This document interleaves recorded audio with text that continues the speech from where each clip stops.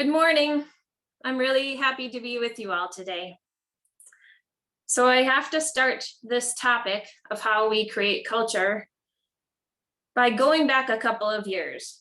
So I was with all of you giving a message a lot like this in BHK when we were still together, meeting in person. And I told you a story a couple of years ago. I told the story of my personal experience of being invited to a young woman's first moon ceremony. This is a time when a young Ojibwe woman has her first menstrual cycle. And culturally, young women in their first moon time are recognized as the most powerful beings on earth. I'm not going to recount the whole story again, but it left such a strong impression on me. I started asking these questions. How do we create our own culture? What do we choose to raise up, share, and promote? In the case of this young woman and her family, this ceremony was not practiced by recent family or friends. The young woman's mother did not have the opportunity to celebrate her own first moon. Her neighbors didn't.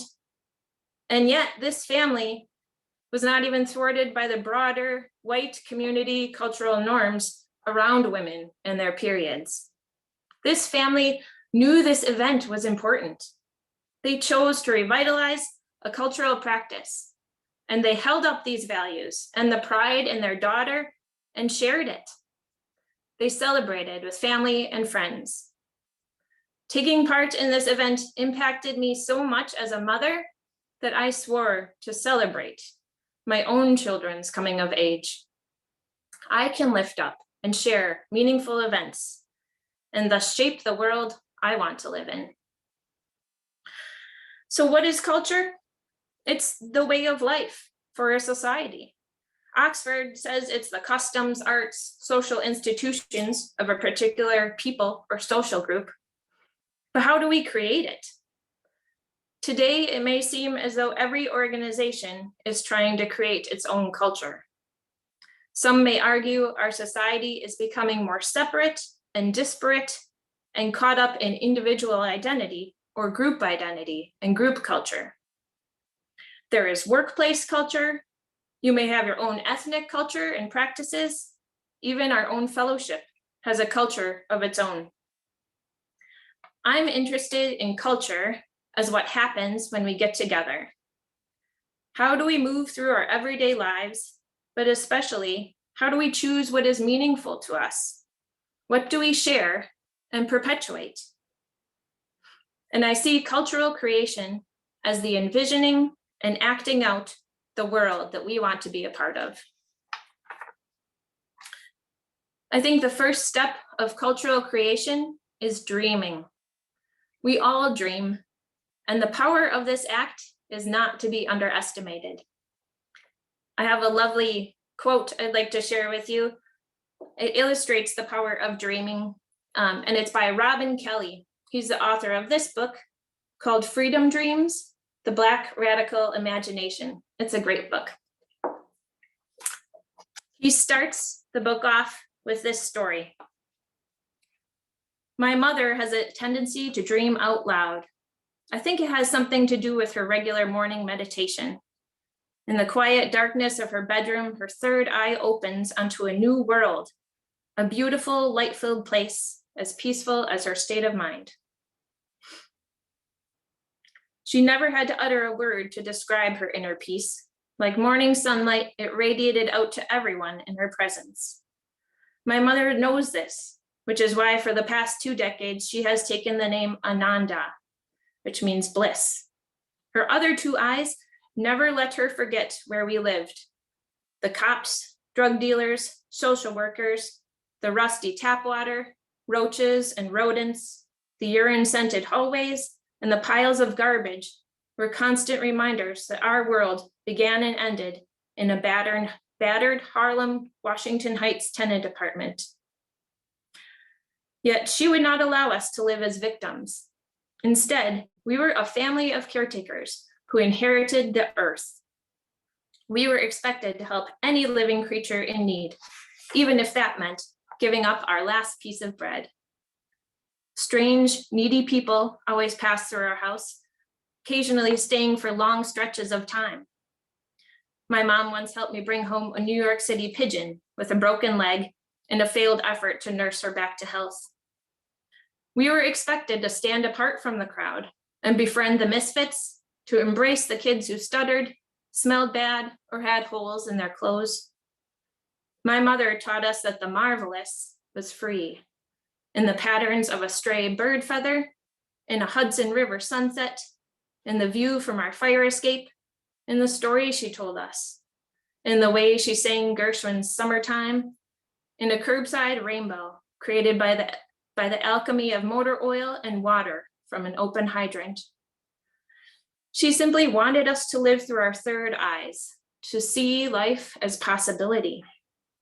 She wanted us to imagine a world free of patriarchy, a world where gender and sexual relations could be reconstructed. She wanted us to see the prophetic and the poetic in the richness of our daily lives.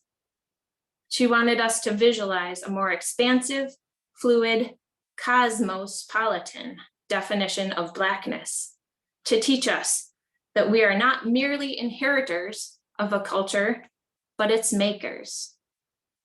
We are not merely inheritors of a culture, but its makers. So with her eyes wide open, my mother dreamed and dreamed some more, describing what life could be for us. She wasn't talking about a post-mortem world, some kind of heaven or afterlife, and she was not speaking of reincarnation, which she believes in, by the way. She dreamed of land, a spacious house, fresh air, organic food, and endless meadows without boundaries, free of evil and violence, free of toxins and environmental hazards, free of poverty, racism, and sexism, just free. She never talked about how we might create such a world, nor had she connected her vision to any political ideology. But she convinced my siblings and me that change is possible, and we didn't have to be stuck there forever. So in creating culture, we start by dreaming, but then we must share the dream, just like Kelly's mother. I believe that's what we're doing here by gathering, forming a covenant of respect, trust, and love within this fellowship, within which we can share our dreams of what life can be for us and for everyone who wants it. For me, the universality of our faith means that no one is excluded from our vision of a better world. I think our community here is an act of radical imagination and living out our shared vision. Here are some ways we're doing that dreaming. We, the people of this fellowship, are searching for a building to house our worship and activities and the services that we provide to each other and to the broader community. We're also looking for a minister. The KUUF Justice Ministry has also recently formed to enact our vision of a more just and peaceful world. Each of these committees listens, deliberates, and shares dreams. Of course, the process may not be perfect. It can be much easier to say what we don't want or what is wrong with a potential solution. But by saying what we do want, we can move forward in a positive way. This hard work that we do at KUUF can be frustrating, slow, and burdensome at times, but we are doing it. Vision creation, sharing, and implementation is not easy. And in my experience, this community is caring and careful in hearing, listening, and holding each other in covenant. When we don't quite have the well-formed thoughts and reasons of how, why, what our world should look like, art helps us dream. Art as movement, sound, and feeling that we can collectively experience, and that experience weaves us together. Just think of the monumental social movements that all have artists reaching, dreaming, knowing a better world is possible. The civil rights movement, feminist movements, anti-war movements have all shaped our American culture. And they all had musicians, poets, artists, and dreamers, guiding them forward to a better world. Then the intellectuals are able to develop the vision. They can give reasoning, arguments, and develop historical context to land the movement in a solid foundation in society. There are also real challenges and barriers to dreaming and creativity in our lives. Our everyday life, how specialized we are, and our nature as social animals, these factors can homogenize our thoughts and actions and lives.